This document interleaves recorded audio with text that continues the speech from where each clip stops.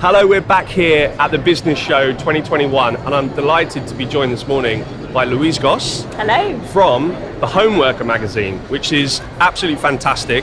It feels premium, loads of great features, and we're going to dig into what Louise went through to start this up and what it means to be a homeworker, I guess, and the challenges and opportunities that presents. Absolutely, yeah, and there are lots. There are lots. Well, welcome. Thank you. No, it's lovely to be here. How's the show been so far for you? It's been busy, actually. I've just been on my feet most of it, walking around, meeting lots of different people, chatting to, finding out, I mean, there's so many great sort of innovations that have come out of COVID, actually, and that what people are doing in order to help people work from home better and, you know, be more productive, be healthier. So it's actually been really exciting to go around and meet all these people and see what's been happening. I think the conversation around COVID, obviously, it's affected many people in very tragic ways, but it's starting to be a narrative around what opportunities people made of that moment. We made this product that we're talking about at the conference this week.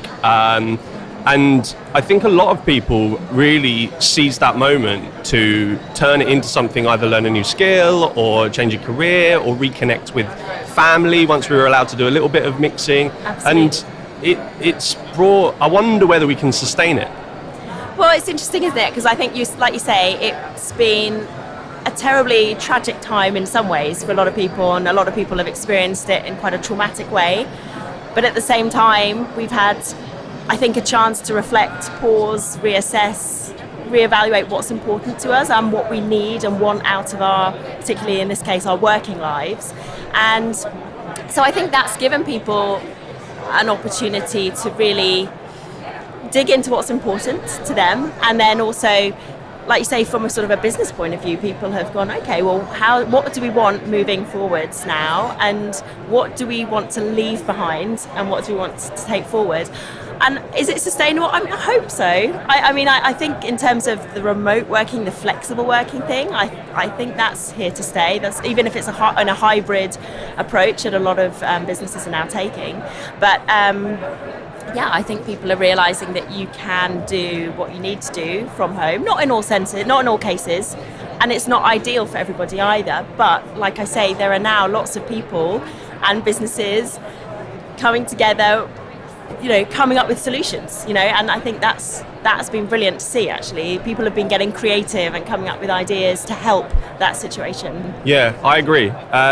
Tell us about the Homeworker magazine, where the idea came from, maybe what did you do before? I'm a journalist, still am, I suppose, but I was working, so there's a slightly interesting backstory in that I was in Australia, we were living over there at the time, and I was actually working for a tech startup, and that was, I was in an editorial capacity, but as part of that I was speaking to a lot of small business owners, because it was in the cryptocurrency space when that was exploding, and a lot of the people who were taking crypto were small business owners, because they were the agile ones, they were the ones wanting to try it out and maybe hold it and gain it. So that just opened my eyes to the number of people out there doing a huge variety of really interesting things, but behind closed doors, no one knew about them. And I thought it would be great to start talking to these people, find out what they're doing, how they're doing it, and particularly with the focus on being at home doing it, when you haven't got necessarily all the resources and other things around that you have in the office environment. So that was how the first iteration was that planted the seed. And when we came back to the UK, I had two very young children. I knew I needed to do something myself that was flexible and potentially could do from home. So rather than go back into the broadcasting world, which was how I started out as a journalist, I decided to create this magazine and focus on working from home. And when I took working from home as a subject, I realised that it's not just the work side, the productivity side, it's your well-being, it's your mental health, it's the work environment that you create for yourself, it's the habits and routines that you adopt, and there's a whole load of things that come together to allow you to do it successfully and sustainably. And so I thought a magazine would be quite a good way of conveying all of those things and bringing it together there. Absolutely. And in terms of the other people that contribute, the other journalists, did you specifically go and find people from different walks of life that had different vantage points on this? What's the kind of narrative through each edition? So I do a lot of it, and initially I had people approach me wanting to be part of it, because they thought it's quite exciting, it's new, and that was brilliant. And as it's sort of grown and evolved slightly, I've also found other people who I think, because like you say, it's important for me as well to reflect the diversity that there is actually within the home working community, especially now because it's grown so much, and people who work from home are a reflection really of society as a whole now. So it was really important that that's reflected in terms of the backgrounds and people from different races, religions, sexual orientations, all of that is all sort of reflected in terms of the contributions that we get as well. Yeah. So what are the trends, what are the things, what are the pain points that you see in this shift towards home working? Because I think before it was like the treat day of the week that you were allowed to work at home. It was seen as a treat, and also in some cases seen as someone slacking off. Yes. And if you needed to get the plumber around, you'd take a work from home day so you could be around. I think that has changed, like that perspective has changed. I think people are realising and have learnt over the last 18 months or so that you can be as productive, if not more productive in some cases, from home. And I think the pain points now are, what people are talking about now is, how do we collaborate when we're working from home and everybody's dispersed and remote, and how do we ensure people, their mental health is becoming a really big talking point, because you are more isolated working from home. So it's sort of focusing on how we still maintain a sense of, within an organisation at least, that sense of culture and collaboration. And for freelancers and people who work from home and who kind of got used to that, like myself, it's really just, I think, making sure you put things in place into your routine that ensure that you, first of all, you tune into yourself and you really understand yourself. I think that's really key for working alone, because then you pick up on, like, I need a break right now, or I need to speak to somebody, I need human connection. And when you understand yourself and have that level of self-awareness, which I talk about quite a bit, you can prevent some of the problems that people do experience working from home. Yeah, I think so. I think the mental well-being part of it is so crucial, and it feels like the world has woken up to that. Yeah. Mostly, not fully. Yeah. But there were some interesting things that I observed in lockdown, and I thought, I don't think everybody's comfortable with that. So there was this big trend for a while where people were share your work at home space, and then it became the next thing to kind of make sure I had the right books on the bookshelf. Yeah.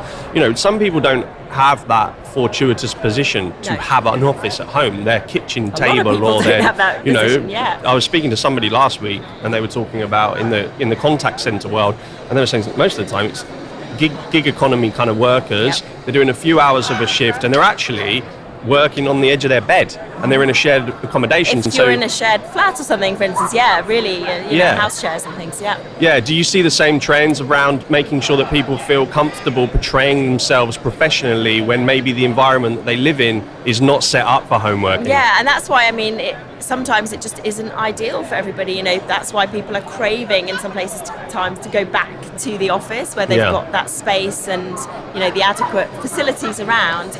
I think organisations are starting to wake up to that a bit more, realising that there are huge benefits to having people working remotely and allowing that flexibility. But I think it's all about choice. A lot of it comes down to choice, giving people the option. And if you don't have, this is what, you're right, there's the Instagram-worthy home office spaces, which are lovely and aspirational, and we like to look at them, and but equally the reality is that a lot of people don't have that. And so I think it's all about something that we talk about a lot actually in the magazine, is sort of how you can create work areas within the small spaces in your home. And actually one of the trends, because I was talking to an interior designer about this recently, we did a whole thing on the future of work and what's happening, and we looked at what house builders are doing now with creating work areas even in the smallest spaces, and with how people are wanting to maximize the space in their homes. We've been forced to live in them really live in them for 18 months rather than just use them as, the odd meal and sleeping. So we're really wanting to get bang for our buck for our house space. So we're looking at how we make use of that little dead zone on the landing that we perhaps just stuck a plant in it. Now we're going, well, actually we could use that as a little work area, even if it's just for phone calls or to do some reading or journaling or something, So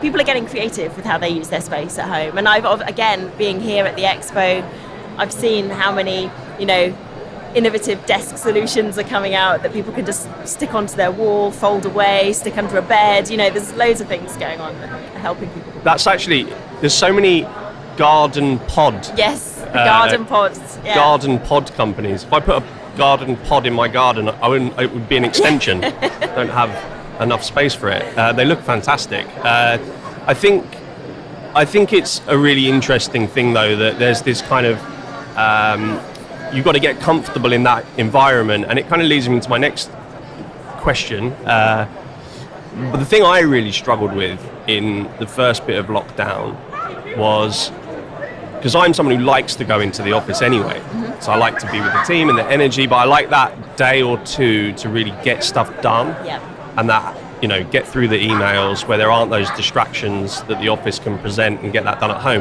But what I found in the early part was my end of day moment was completely undefined.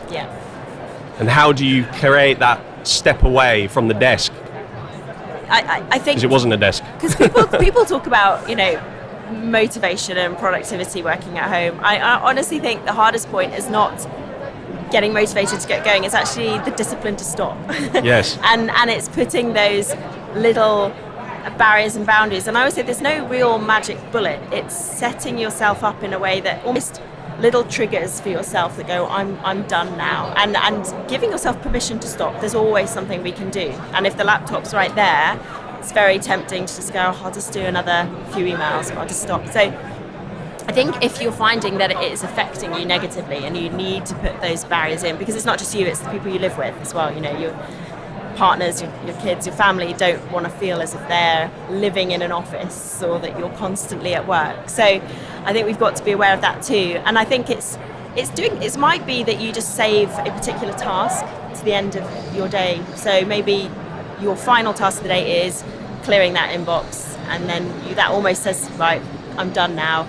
It's putting in proper barriers, like literally as many barriers as you can. Put the laptop away, unplug it, put it into a drawer, like literally just don't have it in your line of sight, because it's again, if it's there, then the temptation's there. And then the other thing is, particularly if you're remote work, I think sometimes it's having like a quick end of day meeting, and it could be, your 5 to 5:15 meeting, and when that's done, everybody then knows, okay, day's done, and they feel like they've got that permission to stop, and no one else is going to be secretly working away. So I think that's another. Sometimes people worry about that as well. I think that's a great insight.